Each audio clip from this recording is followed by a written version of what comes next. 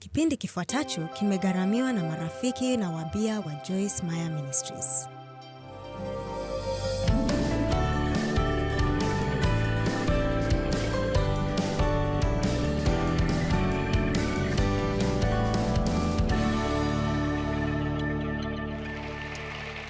Ninachotaka kuwazungumzia siku ya leo ni jambo ambalo limekuwa moyoni mwangu mimi binafsi kwa miezi michache, na nimeanza kuliombea mara kwa mara. Jambo hili ni kipawa cha ufahamu. Hiki si kipawa rasmi kilichoorodheshwa kwenye Biblia, lakini nina imani kwamba tunatumia muda mwingi bila kufahamu mambo tunayopaswa kufahamu, na pengine tunafahamu zaidi mambo ambayo hatuhitaji kuyatilia maanani sana. Nina imani pia kwamba kuna msukumo wa kipepo kutoka kwa ufalme wa giza unaowazuia watu kumakinika. Unajua, ikiwa umeketi hapa siku ya leo, lakini fikra zako zinauacha mkutano huu na zinaenda madukani, unaanza kufikiria kuhusu kile utakachokula baadaye au mambo unayostahili kuyafanya, basi ukweli ni kwamba hauko hapa kabisa. Kwa hivyo, ni changamoto katika ulimwengu tunamoishi leo, kwa sababu kuna mambo mengi yanayotuandama. Yaani ni milio ya simu, milio ya arafa na barua pepe, na nakwambia, hata tunapoendesha gari barabarani kuna jumbe nyingi sana kando ya barabara na mambo mengine mengi yanayotuandama, kiasi kwamba inakuwa changamoto kubwa kwetu kumakinika katika jambo lolote kwa muda mrefu. Na najua hata katika mazoezi ninayofanya pamoja na mkufunzi wangu, yeye huniambia kila wakati, tilia mkazo wako kwenye msuli unaofanyia kazi. Anaita hali hiyo, weka akili yako kwenye msuli. Hakika huwa ni ngumu kwangu kufanya hivyo. Nitakuwa nafanya mazoezi huku akili yangu ikiwa India, au unajua, nilipokuwa mazoezini wiki iliyopita, akili yangu ilikuwa hapa Winston-Salem au vyovyote vile. Na nimemwambia nieleze kuhusu umuhimu wa jambo hilo, na aliniambia ni kwa sababu unapoweka akili yako hapo katika msuli wako hufanya kazi vizuri zaidi na unanufaika zaidi na mazoezi hayo. Hivyo basi, tunastahili kuanza kuomba kwa dhati kwamba Mungu atupe kile nitakachokiita kipawa cha ufahamu. Kuna mambo mengi yanayoendelea maishani mwetu kila wakati ambayo tunapaswa kuyazingatia, na kwa hivyo tunakosa kuona mambo mengi. Tunakosa kuona mambo ambayo Mungu anafanya. Tunakosa kufahamu yale anayotaka tufanye. Tunakosa kuwaona watu wengi wazuri huko nje kwa sababu hatutilii mkazo yale tunayopaswa kuyatilia mkazo. Je, kuna yote anayekubaliana nami leo kwamba tunahitaji kuwa na kiwango kikubwa zaidi cha kipawa cha ufahamu?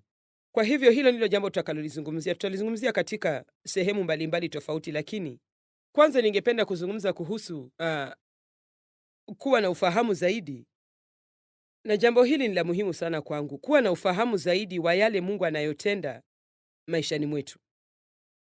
Ninaamini kwamba Mungu anatenda mambo kila wakati ambayo yanatupita na hata hatuyaoni. Wakati mwingine tunafikiria ni kwa bahati nzuri. Wakati mwingine tunafikiria ni kwa nasibu. Wakati mwingine hatufikiri kamwe. Lakini nina imani kwamba mojawapo ya mambo yanayotuwezesha kuwa na uhusiano wa karibu zaidi na Mungu ni kutilia maanani yale ambayo Mungu anafanya maishani mwetu na kuyapa umuhimu zaidi kuliko jinsi tunavyofanya. Basi hebu tuanze na kitabu cha Yohana wa kwanza mlango wa 4 kutoka mstari wa 16. Na nitawaelezea mambo yaliyonitendekea miaka mingi iliyopita kutokana na maandiko haya. Sasa maandiko haya yanahusu kujifunza kuwa na ufahamu juu ya upendo wa Mungu. Unaona, hakuna kitu kitakachokuwa cha manufaa kwako iwapo hutakifahamu. Hiyo ndiyo sababu Biblia inatufundisha jinsi ya kuyatafakari mambo kwa undani, na hiyo inamaanisha kufikiria jambo fulani kila mara. Ni jambo zuri kiasi gani uamkapo asubuhi na kutulia kitandani kwa dakika chache, huku ukifahamu kuwa Mungu anakutazama, kwamba hauko peke yako, yuko nawe papo hapo ulipo, anakupenda, na kwamba hawezi kukupenda zaidi ya anavyokupenda sasa hivi na kwa wakati huu. Hata hivyo, usipokuwa na mazoea ya kufikiria hivyo mara kwa mara, basi ni dhahiri kwamba mambo hayo hayatakuwa na uhalisia kwako. Hiyo ni miongoni mwa tabia ambazo tunapaswa kukuza kama waumini wa Yesu Kristo, ikiwa tunataka neno la Mungu litunufaishe kama inavyofaa. Tafakari juu ya neno la Mungu. Tafakari juu ya ahadi za Mungu na jinsi ulivyobarikiwa na yale Mungu aliyofanya kwa kukukomboa na rehema anazokuonyesha kila siku. Kadri unavyozidi kutafakari mambo haya, na sisemi kwamba utumie siku yako yote ukijionyesha kwamba wewe ni gwiji wa kiroho na uketi tu kilitafakari neno, unajua, lakini tunapaswa kuwa na ufahamu zaidi kuhusu kile tulicho nacho ndani ya Yesu Kristo. Kama msichana mdogo aliyekuwa akianza huduma baada ya miaka 30 iliyopita, hii ilikuwa baada ya miaka 5 ya kufundisha Biblia nyumbani. Wakati huo nilikuwa nafanya kazi kwenye kanisa lililokuwa mjini St. Louis. Kwa hivyo pengine ni kama miaka 31 au 32 iliyopita. Ilikuwa muhimu kwangu, japo sikufahamu hivyo, kwamba napaswa kuwa na msingi mzuri maishani mwangu kuhusu jinsi Mungu alivyonipenda. Na ni rahisi kuambia kila mtu Mungu anakupenda, lakini je, unafahamu jinsi Mungu anavyokupenda wewe mwenyewe? Je, kweli unafahamu hilo? Biblia inasema kama unalijua penzi kamilifu la Mungu ambalo huondoa hofu yote, huna hofu tena, kwa sababu unafahamu kwamba kwa hakika Mungu anakupenda kwa dhati, na haijalishi nini kitakachotokea, Mungu atakutendea mema katika hali hiyo. Hata kama hutaweza kuelewa maana ya hali hiyo, Mungu ana mpango katika hali hiyo ambayo hatimaye itakuwa na manufaa kwako. Kwa hivyo hata ukiwa na uchungu, unaweza kupata faraja katika uchungu wako, ukijua kwamba Mungu anaweza kuchukua uchungu huo na kulitumia kutekeleza jambo la kupendeza ndani yako kupitia uchungu huo. Basi ujumbe wa kwanza ambao niliwahi kufundisha katika kanisa ambapo nilianzisha mafundisho ya Biblia kwa wanawake, ambayo hatimaye imekuwa na kuwa huduma mnayoona leo. Nilipoomba na kumuuliza Mungu ni nini alitaka niwafundishe, alisema nataka uambie na wapenda. Nami nikafikiria, eti nini? Mungu, wajua nataka ujumbe wenye nguvu. Nakumbuka nikisema hivyo, nataka ujumbe wenye nguvu. Na nilisema kila mtu anafahamu nampenda. Kila mtu anafahamu nampenda. Na jibu linanijia moyoni ni hapana, hawafahamu. Wangelifahamu, matendo yao yangekuwa tofauti na jinsi yalivyo sasa. Sasa nataka muwe pamoja nami leo na mtafakari kile ninachosema. Kwa hivyo, baada ya muda mfupi uliofuata, Mungu akanielekeza kwa Yohana wa kwanza 4:16, na nitasoma 17 na 18. Na ni kama sisi sote huzungumzia vipindi muhimu katika maisha yetu na Mungu, ambayo ni matukio makuu yaliyotutendekea ambayo yalisababisha mabadiliko makubwa maishani mwetu. Na kwangu kifungu hiki ni mojawapo ya matukio hayo. Kifungu hiki cha Yohana wa kwanza 4:16 kimenipatia funzo ambalo limekuwa la thamani kubwa maishani mwangu. Nasi tumelifahamu, tunalielewa na tunalitambua. Si eti hatuifahamu. Tunalifahamu kwa kulishuhudia. Naenda polepole kwa sababu nataka mwelewe maneno haya. Kwa kulishuhudia na kwa uzoefu pendo alilo nalo Mungu kwetu sisi na kuliamini, tumelishikilia na tunalitegemea. Mungu ni upendo, naye akaaye katika pendo hukaa ndani ya Mungu na Mungu hukaa ndani yake. Sasa tutasoma 17 na 18 baadaye kidogo, lakini ningependa kufafanua jambo hili zaidi kwa dakika chache tu. Kwa sababu alichonionyesha Mungu ni kwamba alikuwa akinipenda kila wakati, ingawa sikuwa nafahamu hivyo, na kwamba alikuwa akinitendea mambo ya kila aina kila wakati ili anionyeshe upendo wake. Mengi yalikuwa mambo madogo madogo, lakini wangapi kati yenu wanafahamu kuwa mambo hayo madogo unayofanyiwa na watu baadaye huwa na umuhimu mkubwa zaidi? Kuwa Mkristo ni jambo la kusisimua. Huwezi kujua kile Mungu anafanya wala atakachofanya baadaye. Hakuna siku utakapojua kile Mungu ananuia kufanya. Hujui atajitokeza wapi. Hiyo ndiyo sababu tunahitaji kuwa wenye matarajio. Tunafaa kuwa wenye umakinifu, wenye ufahamu, na tuache kufikiria kwamba mambo haya yote yanayotendeka. Hebu nielezee jambo. Iwapo watu 500 watatuma barua za kuomba kazi na itokee kwamba uipate kazi hiyo, hiyo si bahati nzuri, ama ni kwa ajili wewe ni mwerevu sana.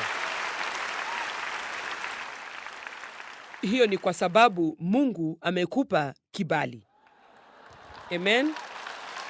Acheni niwaelezee jambo ambalo Mungu aliliweka moyoni mwangu asubuhi hii. Mungu anataka kukutunza zaidi ya jinsi unavyomruhusu. Anataka ujiachilie kwake kama vile unavyofanya unapoenda kwa benki na kuweka hundi lako ndani ya mashine. Jambo hilo linakuhitaji uwe na imani kiasi gani? Na unapata kijikaratasi kinachosema pesa zipo mle ndani na ziko salama. Kisha unaendelea na shughuli zako, na unapohitaji pesa unaandika hundi au kutumia kadi yako ya benki. Basi hebu niwaambie kitu. Biblia inasema kwamba tujiachilie kwa Mungu, na ikiwa tutajiachilia kwake na tuseme, cha muhimu si kile ninachoweza kufanya mimi, cha muhimu ni kile ambacho umenitendea. Nakupenda, nataka nikuone ukijidhihirisha maishani mwangu. Amen. Na kama mtoto mchanga, ila kama mtakuwa kama mtoto mdogo, kuwa kama mtoto mdogo. Na nawapa changamoto leo hii kwamba muone umuhimu wa mambo madogo ambayo Mungu huwatendea nyinyi na yawasisimue zaidi. Naweza kuwaeleza kwa hakika kwamba kuishi kwa namna hiyo pengine ndiyo jambo la kusisimua zaidi kuhusu uhusiano wangu na Mungu. Ninapoona mambo ambayo Mungu amenitendea, moyo wangu huhamasika sana. Kwa kweli, mamangu aliaga dunia wiki jana, lakini naona ni sawa tu. Alikuwa na miaka 90. Alikuwa na maisha magumu sana. Alikuwa ameokoka na yuko hali nzuri zaidi wakati huu kuliko jinsi alivyokuwa alipokuwa hai. Na huenda mtu akauliza, kwa nini unaendelea kuhubiri siku chache tu baada ya mamako kufariki? Nadhani kuhubiri ndilo jambo la kufurahisha zaidi kufanya, sio? Amen. Na lakini niliona, kila mtu na aseme niliona. Nitawasomea maandiko kadhaa baada ya muda mfupi. Yesu aliona kila kitu. Kila mahali alikoenda, aliwaona watu waliokuwa na uchungu na mahitaji mbalimbali. Yesu hakuona tu, bali alisimama ili awashughulikie. Kuna kitabu maarufu ambacho kimekuwepo kwa muda mrefu kinachoita Katika Hatua Zake, kudadisi hatua za Yesu. Lakini nafikiri tunapaswa kudadisi vituo vya Yesu. Nafikiri kwamba pia tunahitaji kuona jinsi hitaji ndogo tu tulilonalo linavyoweza kumfanya Yesu asimame.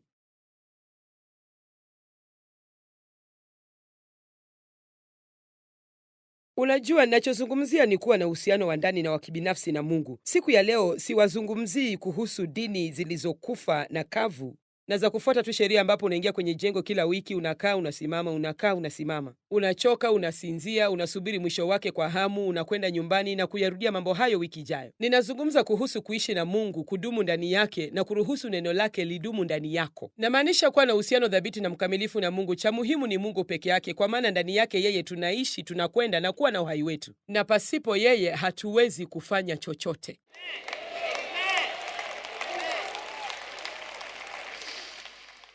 Ningependa nije huko mliko niwafungue na nisukume hii ndani yenu.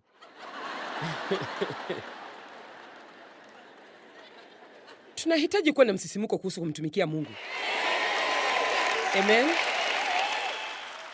Basi nilianza kuona baadhi ya mambo ambayo Mungu alikuwa ananitendea. Kwanza kabisa, nilikuwa nyumbani kwa siku 2 ambazo mamangu alikuwa hospitalini kabla hajaenda mbinguni. Japo ni nadra kwangu kuwa nyumbani, nilihisi kwamba Mungu alikuwa amepanga hivyo.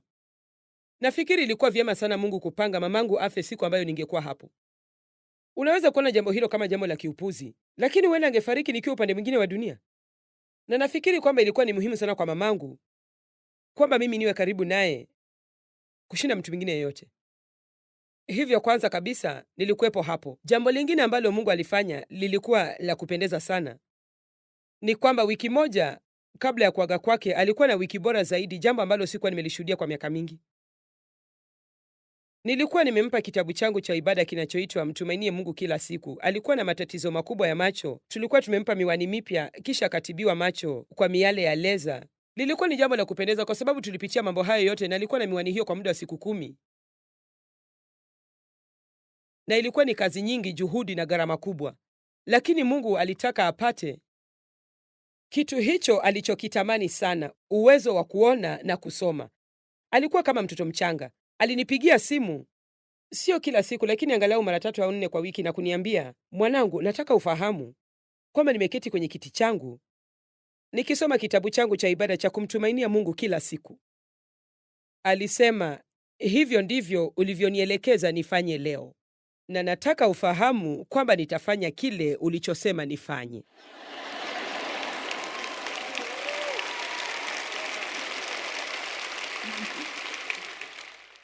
Mamangu alifurahi sana kuweza kuona. Pia wakati wa mwisho nilipomtembelea, ilikuwa matembezi ya kufana zaidi katika kipindi cha takriban miaka 10.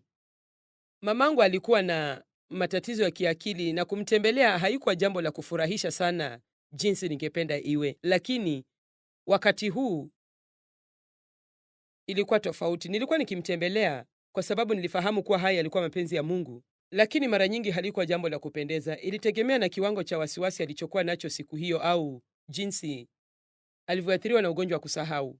Hata hivyo, siku hiyo kila kitu kilikuwa shwari, na naamini kwamba Mungu alifanya hivyo kwa ajili yangu. Unaona, ningepuuzilia mbali hayo yote na niseme hakika ilikuwa ni nasibu kubwa, kwani nimekuwa na bahati nzuri. Hebu wache niwaambie kitu, tupilieni mbali neno bahati, litupilieni.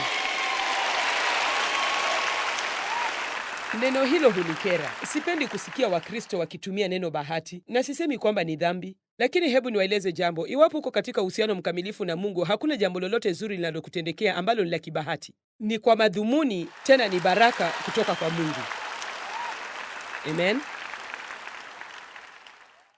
Basi miaka 32 iliyopita nilianza kujifunza kuishi kwa mtazamo huo, na ikanisaidia sana katika uhusiano wangu binafsi na Mungu, na kwa maoni yangu nafikiri kwamba inazidisha upako juu ya maisha yangu na kunisaidia kuwaelezea kuhusu Yesu kwa namna halisia kabisa, badala ya kuzungumzia tu kama Mungu fulani aliye juu mbinguni ambaye tunapaswa kumwogopa. Mstari wa 17, katika umoja na ushirika naye, hili pendo limekamilishwa kwetu ili tuwe na ujasiri katika siku ya hukumu. Ukitaka ujasiri zaidi, ingia zaidi ndani ya upendo wa Mungu. Tukutane naye kwa uhakika na ujasiri, kwa kuwa kama yeye alivyo, ndivyo tulivyo na sisi ulimwenguni humu. Katika pendo hamna hofu. Hofu haipo kabisa. Lakini pendo lililo kamili kabisa, hilo ndilo pendo alilo nalo Mungu kwako. Sizungumzi na mtu yeyote mwingine leo hii, nazungumza na wewe. Na pia wewe unaitazama kwenye runinga. Najua uko hapo. Mungu anakupenda na anakutendea mambo mema kila wakati. Huu ndio wakati wa kuamka na kuanza kuona wema wa Mungu na jinsi anavyotupenda, na tusisimuke kwa ajili ya hiyo. Kwa maana hofu ina adhabu, na mwenye hofu hakukamilishwa katika pendo. Hivyo hili ndilo jambo la kwanza ambalo nafikiri tunapaswa kulifahamu zaidi, ni jinsi Mungu anavyotupenda. Na ningependa kuwatolea changamoto ya kuandika kile tunachoweza kukiita kitabu cha uaminifu wa Mungu au kitabu cha kumbukumbu. Wake kwa waume wanaweza kufanya hivyo. Najua huenda hutataka kuketi na kuandika kila mara, lakini kuwa na kijitabu kidogo tu cha kuandikia baadhi ya yale mambo madogo madogo ambayo Mungu hukufanyia, na kwambia ukifanya zoezi hilo kwa miaka 3, 4 au 5 hivi, kisha ukawa na siku mbaya ya mafadhaiko, unaweza kujipatia kikombe cha kahawa, chai au maji, kinywaji chochote kile, kisha ukatoa kijitabu hicho na uweze kukumbuka. Kuna nguvu katika kukumbuka. Unaweza kukumbuka baadhi ya mambo makubwa ambayo Mungu amekufanyia, na mara moja utahisi uko karibu na Mungu.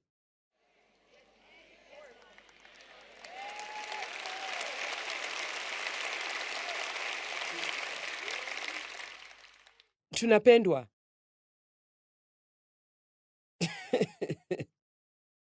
Mungu anatupenda.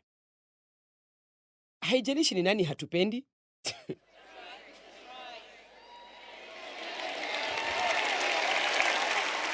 Ikiwa Mungu yunami, ni nani awezaye kwenda kinyume nami? Mungu akiwa upande wangu, nitamwogopa nani? Sasa nafikiri tunapaswa kufahamu zaidi yale Mungu anatutendea kuliko yale asiyotutendea. Tunajua sana kutilia mkazo yale asiyotutendea.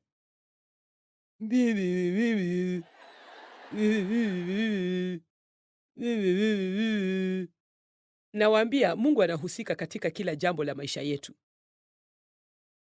Kuza kipawa cha ufahamu. Huwa naomba kila wakati, Mungu nipe kipawa cha ufahamu. Basi nawe pia anza kuomba ombi hilo maishani mwako. Mungu nipe kipawa cha ufahamu. Nataka nizidi kufahamu yale nayopaswa kufahamu.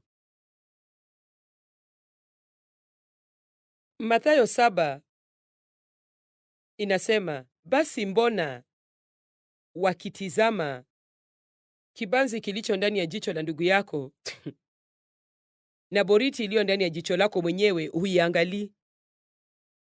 Basi tunaweza kupiga kambi hapo kwa saa zote zilizosalia, sio? Sijui nyinyi, lakini mimi ni mtaalam mwenye elimu na ujuzi mkubwa katika kuwatafutia wengine makosa.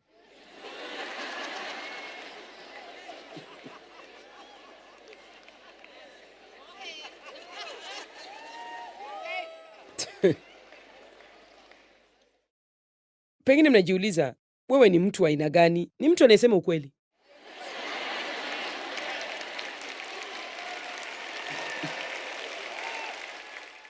Mimi huona mambo ambayo sipaswi kuyaona. Ni sehemu ya utu wangu. Naona tu mambo. Natambua mambo. Unajua, nashukuru Mungu kupitia kwa neno lake. Nimejifunza kushughulikia mambo kwa njia tofauti. Na hapo awali niliona mambo yasiyo sawa kwa urahisi sana. Lakini sasa nimetambua kwamba ninaweza tia juhudi kidogo ili nione kile kilicho kizuri, na dawa hiyo ya neno la Mungu ndiyo ilikuwa kiua sumu nilichohitaji kupambana na sumu iliyokuwa moyoni mwangu ya kuwatafutia watu makosa. Mungu ana kiua sumu kwa chochote kinachojaribu kutia sumu ndani ya roho zetu. Unapoumwa na nyoka, kitu cha kwanza ni kufika hospitalini ili upewe kiua sumu. Ikiwa wewe ni mwerevu na unataka kuendelea kuishi, bila shaka utafanya hivyo. Na hapa ndani tuna orodha nzima ya viua sumu kwa kila kitu kinachojaribu kutia sumu ndani ya roho zetu. Unaweza kuzipata kwenye konkodansi. Ikiwa una hasira, kuna vifungu 7 vya swala la hasira. Vitazame. Wow. Kwa maana hasira ya mwanadamu haitendi haki ya Mungu. Asiyetawala roho yake ni mfano wa mji uliobomolewa usio na ukuta. Wow. Sikiliza, kadri unavyozidi kufanya hivi, ndivyo utakavyozidi kuvifahamu bila hata kuvisoma. Roho yako itajazwa navyo na itakuwa kana kwamba, wakati mwingine najihisi kana kwamba mimi ni redio ya kiroho. Ni kana kwamba unaweza kubonyeza kitufe tu na kupata mambo mengi kutoka kwangu. Unapokuwa na neno ya kutosha ndani yako, haijalishi unapitia hali gani. Shetani anaweza kubonyeza kitufe kimoja, lakini Roho Mtakatifu anaweza kubonyeza kingine, na papo hapo kiua sumu unachohitaji kitajitokeza.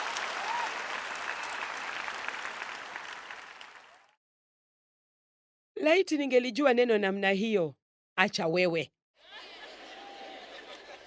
Uhitaji laiti hizo, unahitaji kutenda.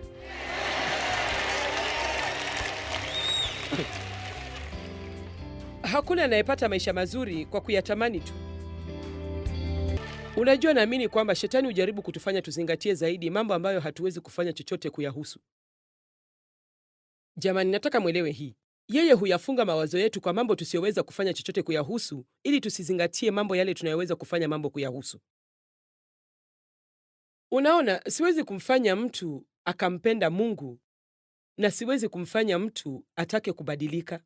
Naweza kuomba kwa ajili yake na Mungu akatenda jambo ndani yao, kwa sababu inapaswa kuwa kazi inayofanyika kwa ndani.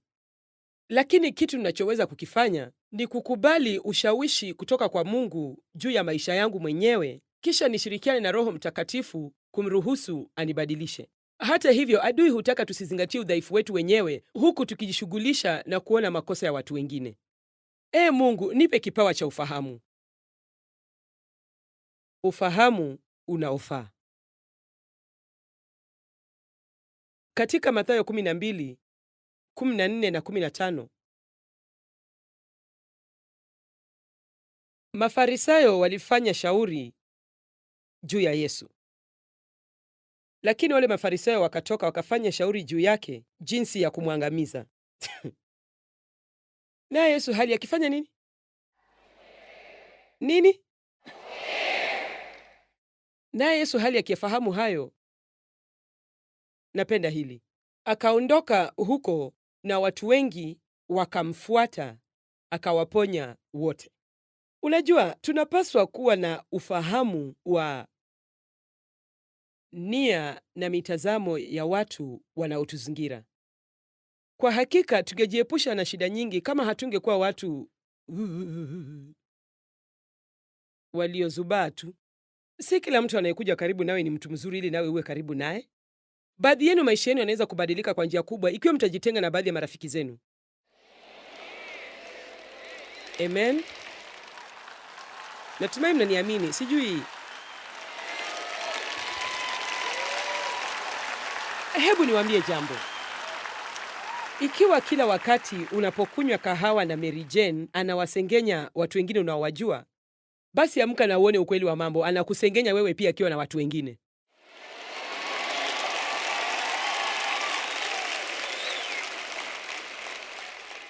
Eti mimi na wewe ni marafiki wa dhati na tunafanya kila kitu sisi wawili tu, upuzi mtupu. Kuwa na ufahamu zaidi wa tunda lililo ndani ya maisha ya watu. Utawajua kwa matunda yao. Kuwa mkaguzi stadi wa matunda ya watu. Kama hakuna matunda mema, tafuta marafiki wapya. Unajua, ukiwa na ufahamu wa kinachoendelea karibu na wewe, nimejifunza kufanya hivyo na imeniepusha na mashaka mengi jamani. Unajua, mimi na mume wangu ni ngumu sana tugombane sasa. Jamani, kwa miaka michache ya kwanza ndoa yetu tulikuwa na vita vikali. Na sababu hasa ni kwamba sikujua wakati nilipopaswa kunyamaza. Sikutaka kunyamaza kamwe, nilitaka kuwa mshindi katika vita vyote na niseme neno la mwisho. Hatimaye ikafikia mahali ambapo nilihitaji amani. Zaidi ya chochote kile nilitaka amani, na naweza kukuelezea kuwa iwapo unataka amani, sharti ufanye mabadiliko. Ufahamu. Tunaishi nusu ya muda wetu kana kwamba tumepoteza ufahamu. Eti Mungu wangu, sijui kilichofanyika, sielewi. Basi, wacha kuishi katika hali ya kukosa ufahamu kila wakati.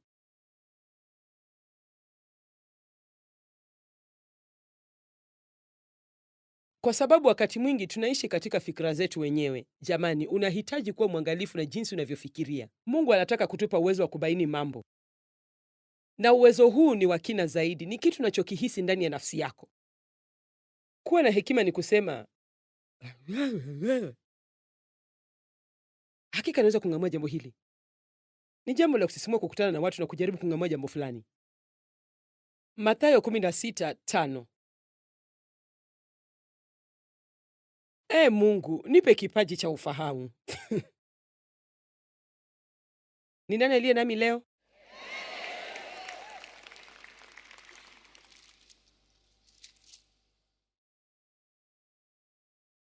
Nao wanafunzi wakaenda hata ng'ambo, wakasahau kuchukua mikate.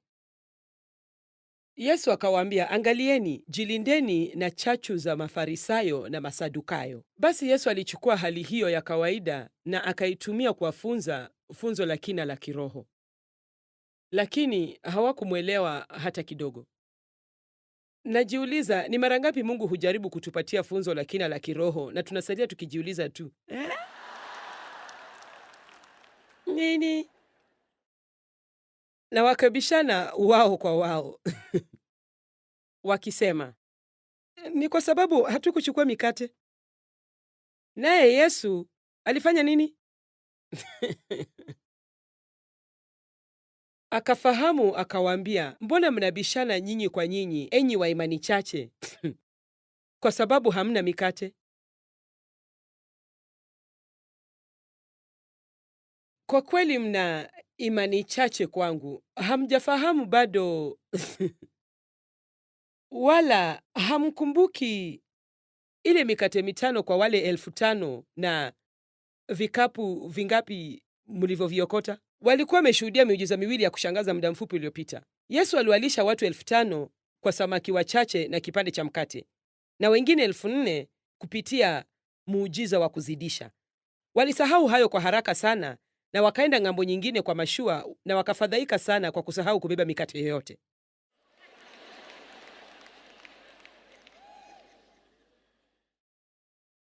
Jamani, ni kitu gani kinachokufadhaisha leo, lakini ukikumbuka tu mambo machache ambayo Mungu amekutendea hapo awali?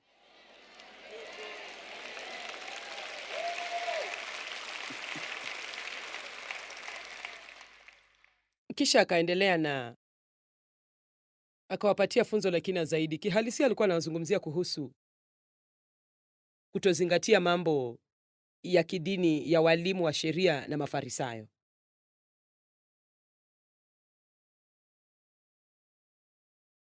Nina maandiko chungu nzima hapa nilipo, tutazirai iwapo tutayapitia yote.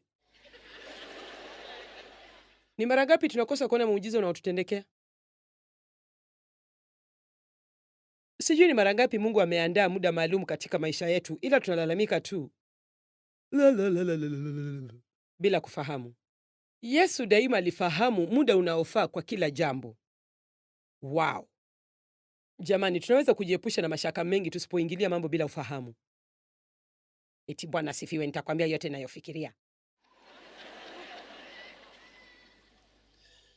Unajua, kuna mambo tunayopaswa kuzungumzia. Wakati mwingine huwa nahitaji kujadili jambo na Dave, lakini sina uhakika atanichukulia vipi, au pengine nafahamu hisia zake kuhusu jambo fulani na msimamo wake ni tofauti na wangu, na basi inanibidi nijaribu kuzungumza naye tena. Sichukui hatua hiyo tena bila kuomba na kungoja wakati unaofaa. Na si ngumu kuelewana na Dave, lakini hebu fikiria iwapo kuna mtu ambaye ni ngumu kuelewana naye, jinsi ambavyo utahitaji kuwa na subira, kuomba zaidi na kungoja wakati unaofaa. Wakati mwingine ni jambo la kushangaza kwangu samahani, lakini kusikia mambo ya kipumbavu yanayosemwa na watu, sio kwamba wanayoyasema si sahihi, lakini wanayasema kwa wakati usiofaa kabisa. Unajua, unaweza kufanya kinachofaa kwa wakati usiofaa na ghafla kikawa kitu kisichofaa. Wakati usimgombeze mumeo punde tu anapowasili nyumbani kwamba hakufagia nyasi baada ya kufyeka usiku uliotangulia, huku ukijua kwamba amekuwa kwenye msongamano wa magari saa 2 kabla ya kufika nyumbani. Subiri apumzike, mpe chakula, kisha uzungumze naye.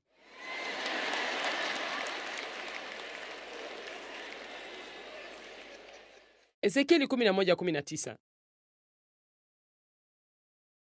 Nami nitawapa moyo mmoja, nami nitatia roho mpya ndani yao, nami nitauondoa moyo wa kijiwe katika mili yao, nami nitawapa moyo wa nyama unaoweza kuhisi na kuitikia mguso wa Mungu. Sasa, kama muumini aliyekombolewa, Mungu ameuondoa moyo mgumu, akakupa moyo wenye hisia. Lakini haimaanishi kwamba huwezi kuzidi kukuza moyo huo na kushirikiana na Mungu, kujifunza mambo mengi zaidi. Sisi sote tuna matunda ya kiroho ndani yetu kama mbegu, lakini sio wakati wote tunadhihirisha kazi za matunda hayo, kwa sababu hatujalikuza na kushirikiana na Mungu ili tuyatumie kikamilifu maishani mwetu. Kuna wakati nilikuwa mtu mwenye roho ngumu sana. Unajua, wakati unapoumizwa sana na kusukumwa sana, unakuwa mgumu kwa sababu umechoka kuumizwa na unaona kwamba hiyo ndiyo njia ya kipekee ya kujikinga. Kuwa na moyo mgumu na kuwa katika huduma hayaendi pamoja, na hali hiyo haiwezi kuleta mema yote. Lakini nilikuja kufahamu kwamba nilihitaji Mungu alainishe moyo wangu, na hakuna kitakachokulainisha kama kuwa katika uwepo wa Mungu, kutambua upendo wake na kuona yale yote Mungu anayokutendea. Kufahamu jinsi Mungu anavyokupenda kunaweza kukufanya uwe laini kama pamba.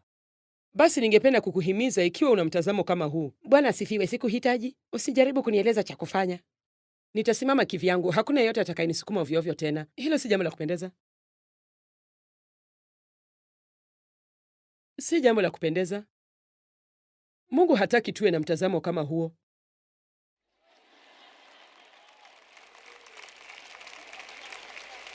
Jamani, kuna yote hapa ambayo mai kuwa hivyo? Je, ni una ujasiri wa kuuliza ni wangapi wangali wako hivyo? Hapana, sitauliza. Lakini unaona, hii ni habari njema. Unaona, najua huyo dada alikuwa anafanya mzaha tu. Amesema tutazungumzia hayo, lakini ukweli ni kwamba ukikwepa swala hilo leo, nitalizingatia tena wakati mwingine. Tunapenda kuahirisha mambo magumu. Mungu anajaribu kuzungumza na watu wengine leo kuhusu kuwa na ufahamu zaidi wa yale anayokutaka uyatekeleze. Utenge wakati wa kila kitu na uache kuishi kwa kuongozwa na fikra zako na kufanya maamuzi yako mwenyewe. Funga kinywa chako zaidi na ujaribu kusikia kile ambacho Mungu anataka. Unakumbuka wakati yule mwanamke alishuka katika uzinzi na akaletwa mbele ya Yesu na Mafarisayo ili wamjaribu Yesu? Sheria inasema hivi, basi utafanya nini? Utakuwaje mwenye huruma kama unavyodai na bado uzingatie sheria kama unavyodai kuizingatia? Napenda alichokifanya Yesu. Hakuwapa jibu mara moja.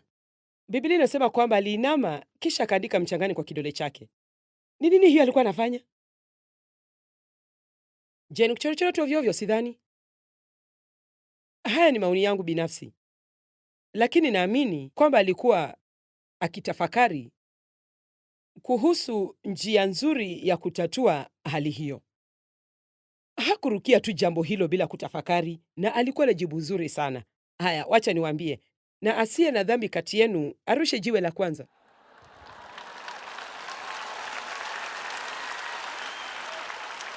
Kitu cha pekee kinachoweza kutupa haki ya kuhukumu wengine ni iwapo tu sisi wenyewe ni wakamilifu na hatuna dhambi au hatuna hatia yoyote. Kwa hivyo nafikiri sisi sote tungeondoka pia. Japo sina wakati mwingi, nina maandiko mengi hapa ambapo kila mara tunaona Yesu akiona jambo akasimama na akafahamu. Tena na tena na tena. Yesu alikuwa anatembea na akamwona mtu aliyekuwa kipofu tangu kuzaliwa kwake. Yesu alikuwa anatembea na akamwona kiwete. Yesu alikuwa anaelekea mahali fulani na mwanamke aliyevuja damu kwa miaka 18 akamjia na kugusa vazi lake. Yesu akasimama na kumshughulikia. Alikuwa anaelekea mahali fulani na yule akida akaja kwake akisema, naomba umponye mtumishi wangu. Yesu akasema, ndio, nitakuja na nimponye. Yule akida akamjibu, Bwana, hata si lazima uje nyumbani kwangu, lakini sema neno tu na mtumishi wangu atapona. Sote daima huwa tunaenda mahali kwa wakati mmoja au mwingine. Yesu daima alikuwa akienda mahali kila wakati. Hata mimi daima huwa naenda mahali. Wewe pia daima huwa unaenda mahali fulani. Lakini nafikiri huwa tunawapita watu wengi wenye uchungu, lakini tunakosa kutekeleza huduma ambayo Mungu ameweka mikononi mwetu. Hebu niwaeleze jambo, mnaweza kulisikia kama la kipumbavu, lakini naliamini. Naam, hii ni huduma yangu, lakini nina huduma ambayo ni muhimu hata zaidi ya hii. Je, mnaifahamu? Ni huduma ya maisha yangu binafsi ya kila siku, na cha muhimu zaidi ni jinsi ninavyowatendea watu katika maisha yangu ya kawaida kila siku na mara kwa mara, Jumatatu hadi Ijumaa, kuliko kitu chochote ninachofanya hapa mbele.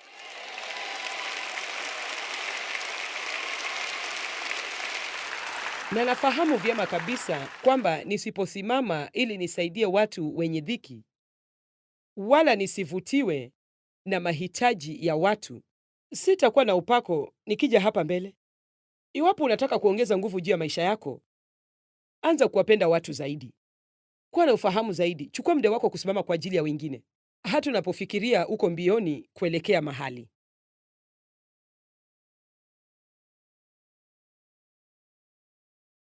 Una huduma ya kufanya. Uhitaji kumuuliza Mungu tena unachostahili kufanya na maisha yako. Leo nawaita nyote mshiriki katika huduma ya wakati wote. Natoa mwito. Matendo ya Mitume 10:38. Habari za Yesu wa Nazareti, jinsi Mungu alivyomtia mafuta kwa Roho Mtakatifu na nguvu, naye akazunguka huko na huko akitenda kazi njema. Hiyo ndiyo ilikuwa huduma yake. Aliamka kila siku na kufanya kazi hiyo. Nimeamua kwamba naweza kufanya hivyo mimi pia. Biblia inasema shughulikia zaidi mambo ya wengine kuliko jinsi unavyoshughulikia mambo yako binafsi. Sababu ya hilo ni hii: ukijitolea kwa Mungu kila siku na uamke na uende huku na huko.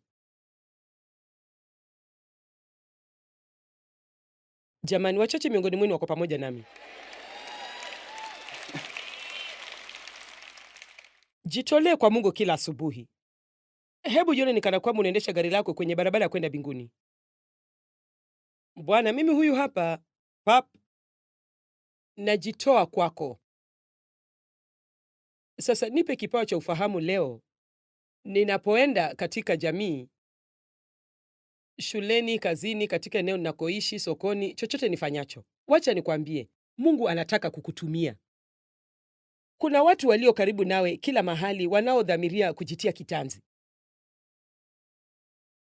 Wanajichukia, hakuna aliyewahi kusema jambo zuri kwao. Wameteseka sana na wamefika mwisho, wana uchungu mwingi ndani ya nafsi zao, na wewe una nguvu na uwezo wa kufanya jambo la kuwasaidia.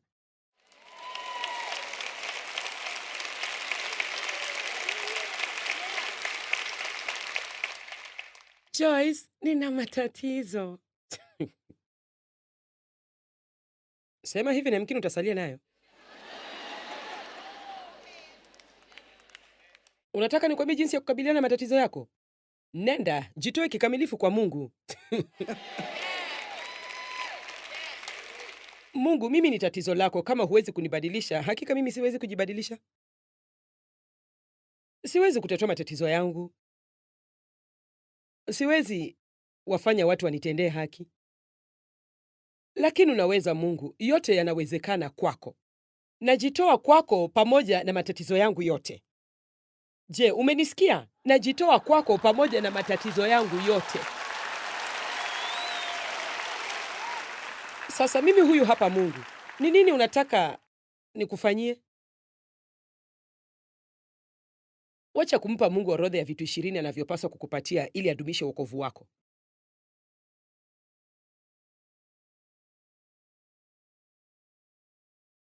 Usijali, muda wangu unakaribia kuisha.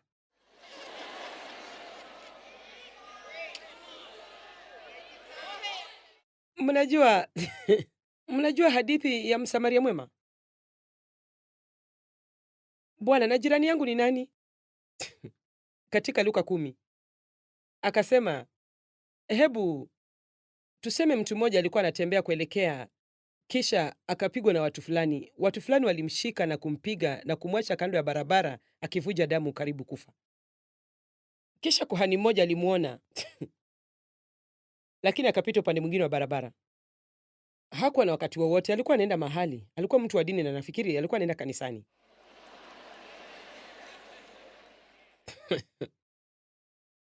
Na Mlawi mmoja pia akapita. Unajua Walawi pia walikuwa ni watu wa kidini sana. Yeye pia akafanya vivyo hivyo, hakusimama. Lakini Msamaria mmoja ambaye alichukuliwa si mcha Mungu pia alipita hapo, na naye pia alikuwa anaenda mahali fulani. Sisi sote tuko njiani tukienda mahali. Unajua, cha muhimu zaidi ni lile tunda linalotoka katika maisha yetu. Je, kuhani alikuwa mcha Mungu? Matendo yake hayakuonyesha hilo. Je, Mlawi alikuwa mcha Mungu? Matendo yake hayakuonyesha hilo. Lakini Msamaria ambaye tungedhani kwamba hangefanya chochote, alisimama. Na wala hakusimama tu, bali alitumia pesa zake. Na unajua, huwa hatuko tayari kusaidia ikiwa itatugharimu pesa. Isitoshe, kinachonisisimua ni kwamba hakujali kiwango cha pesa atakazotumia. Alisema, chochote utakachogharimiwa zaidi, mimi nitakaporudi nitakulipa. Sisi husema, si nilitoa fungu la 10?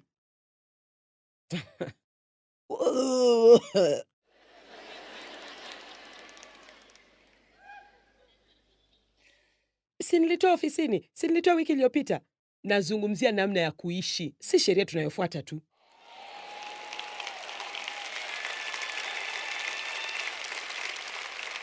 Haya, sikilizeni, na kauli nzuri. Ni mpya kabisa, sijawahi kusema hapo awali. Inachipuka tu sasa hivi. kama unataka maisha mapya, ni sharti uwe na namna mpya ya kuishi.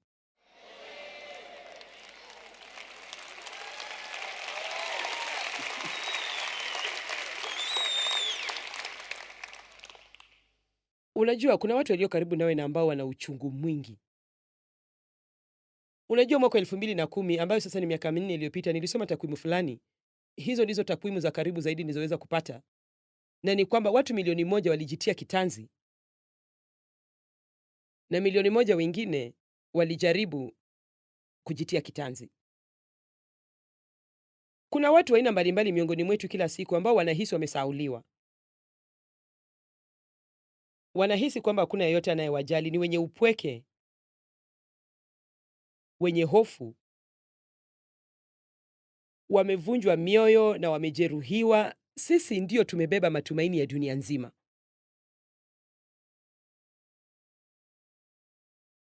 Mbona tusiwe na ufahamu zaidi? Unaweza kumwambia mtu, "Oh, uhali gani leo?" "Salama." Hayuko salama, hata kama amesema hivyo. Uko salama? Sawa basi, wacha nikuelezee kwamba Mungu anakupenda, ana mpango mwema juu ya maisha yako. Pengine unasema, nahisi kana kwamba sifai kusema hivyo. Jitoe kwa Mungu na usiwe na shaka kuhusu hisia zako juu ya kila kitu, ila mwache Mungu akutumie. Amen. Hatufai kuwa kero wala kulazimisha Injili kwa watu, lakini tunaweza kueneza matumaini hata kama ni kidogo. Sasa nataka kusema neno hasa kwa watazamaji wa runinga, ingawa linaweza kuwa la manufaa kwa wengine wenu hapa pia. Unajua, mara kwa mara kuna watu, sisemi kila wakati, lakini imetokea mara kadhaa kwamba watu hutuambia, nilikuwa napitia stesheni za runinga nikifikiria kujitia kitanzi, na kwa bahati nikawasha kipindi chenu na Mungu alinena kupitia kwako, nikafanya uamuzi mpya na sasa namtumikia Mungu. Namkumbuka mwanamke mmoja aliyesema alikuwa ameketi kwenye kiti, alikuwa na bastola mkononi, akajaribu, alikuwa anataka kujipiga risasi hapa chini, alikuwa akijaribu kuitia hapa. Kidhibiti mbali cha televisheni kilikuwa karibu naye, kisha akafanya hivi na kawasha kipindi changu.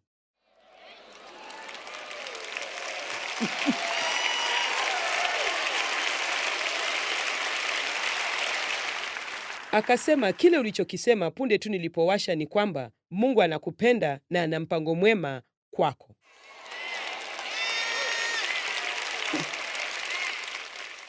Msichana yule, kando na kuwa hakujiua, hatimaye alikuwa kiongozi wa ibada. Usiniambie Mungu hakujali. Anajua ulipo, unachokipitia. Kwa kweli anakupenda na ana mpango mwema juu ya maisha yako. Kama una wazo la kujitoa uhai, usifanye hivyo kwa sababu unatamani na tunakuhitaji. Amen.